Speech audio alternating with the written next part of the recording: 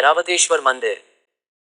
ऐरावतेश्वर मंदिर दक्षिण भारतीय राज्य तमिलनाडु के कुंभकोणम तंजावुर जिले में स्थित द्रविड़ वास्तुकला का एक हिंदू मंदिर है।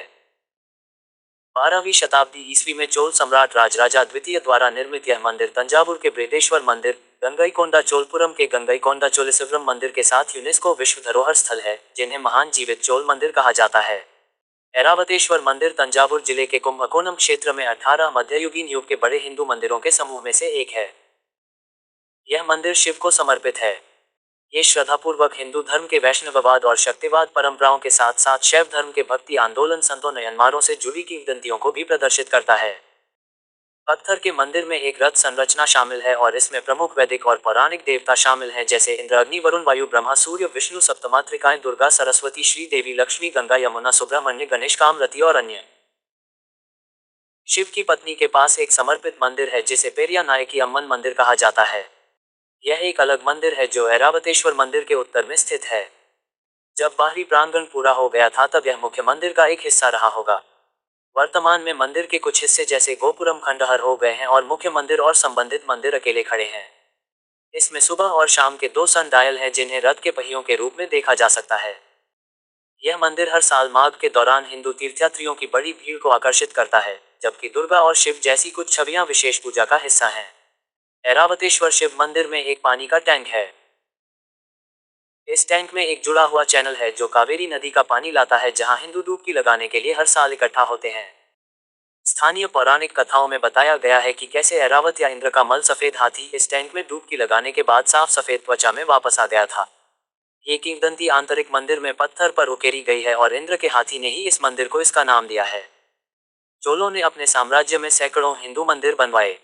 इनमें से 4 विशाल परिसर थे जिनमें सभी पत्थर के विमान थे। ऐरावतेश्वर मंदिर इन 4 में से एक है। अन्य 3 मंदिर तंजावुर में राजराज प्रथम द्वारा निर्मित, गंगईकोंडा चोलपुरम में राजेंद्र प्रथम द्वारा निर्मित और त्रिभुवनम में बाद के युग के चोल राजा कुलोत्तुंगा द्वितीय द्वारा निर्मित हैं।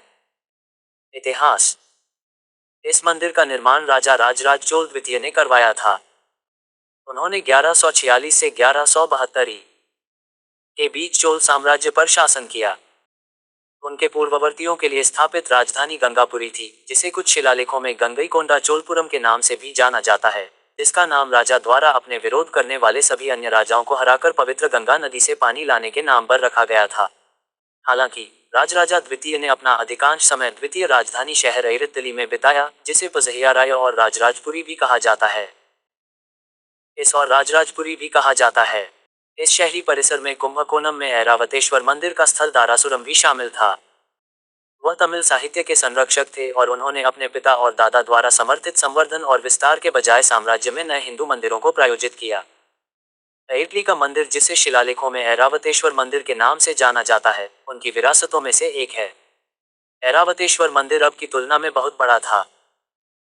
शिलालेखों के अनुसार इसमें श्रीरंगम मंदिर के समान 7 विधियां, 7 सड़कें और 7 अदालतें थीं। मुख्य मंदिर वाले एक दरबार को छोड़कर जो बचा हुआ है, सभी नष्ट हो गए हैं। वर्तमान आगंतुक परिसर से कुछ दूरी पर गोपुरम के खंडहर और कुछ संरचनाएं हैं जो पुष्टि करती हैं कि यह स्थल अन्य प्रमुख चोल युग के मंदिरों और राजधानी गंगईकोंडा चोलपुरम सहित विभिन्न चोल शहरों की तरह किसी बिंदु पर बुरी तरह क्षतिग्रस्त हो गया था। इस विनाश के कारण स्पष्ट नहीं है। वासंती के अनुसार 13वीं शताब्दी के उत्तरार्ध में चोलों को पराजित करने वाले पांड्यों ने अपनी पिछली हार का बदला लेने के लिए गंगईकोंडा चोलपुरम शहर को तहस नहस कर दिया होगा।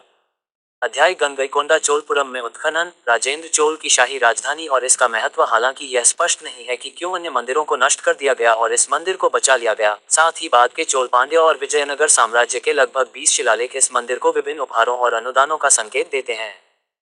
एक वैकल्पिक सिद्धांत विनाश को विशेष रूप से राजधानी शहर और उन क्षेत्रों पर आक्रमण से जोड़ता है जो 1311 में मुस्लिम कमांडर मलिक काफूर के नेतृत्व में दिल्ली सल्तनत की सेनाओं द्वारा मदुरै के साथ साथ चोल साम्राज्य का हिस्सा थे। इसके बाद 1314 में खुसरो खान और 1327 में मोहम्मद बिन तुगलक आए। इसके बाद की अवधि में हिंदू राजाओं और मुस्लिम सुल्तानों के बीच युद्ध हुए, जिन्होंने दिल्ली सल्तनत को अलग कर दिया और पास के मदुरै सल्तनत 1335-1378 जैसी नई राजनीति बनाई। तंजावुर एक लक्ष्य था मुस्लिम और हिंदू दोनों पड़ोसी राज्यों के, निकट और दूर दोनों। मदुरै सल्तनत की स्थापना 14वीं शताब्दी में मलिक काफूर के नेतृत्व में दिल्ली सल्तनत की अलाउद्दीन खिलजी सेनाओं द्वारा दक्षिण भारत पर विनाशकारी आक्रमणों और लूटपाट के बाद की गई थी।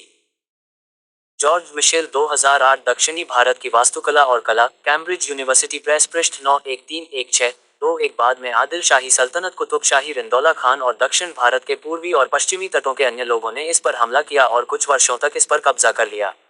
1378 में विजयनगर साम्राज्य ने मदुरै सल्तनत को हरा दिया और उसके बाद अन्य चोल युग के मंदिरों के साथ यह मंदिर फिर से हिंदू राजाओं के अधीन आ गया जिन्होंने उनमें से कई की मरम्मत और जीर्णोद्धार किया।